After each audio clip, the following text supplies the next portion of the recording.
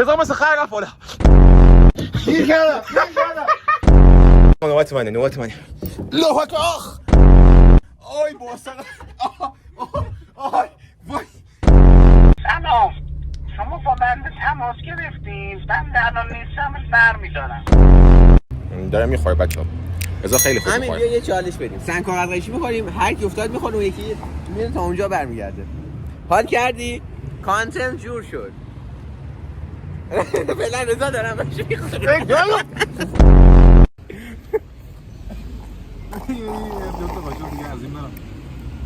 نه دیگه اون قاشقش قاشقه.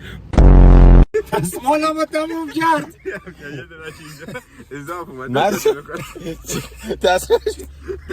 اما من میخواستم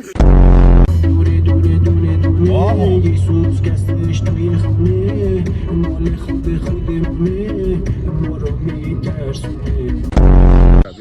بچه‌ها فیزیک متاسفانه همیشه برنده است. حتی اگه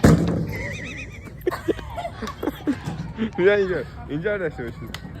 دوستان عزیز لینک ویدیوی کامل این زیر گذاشته شده.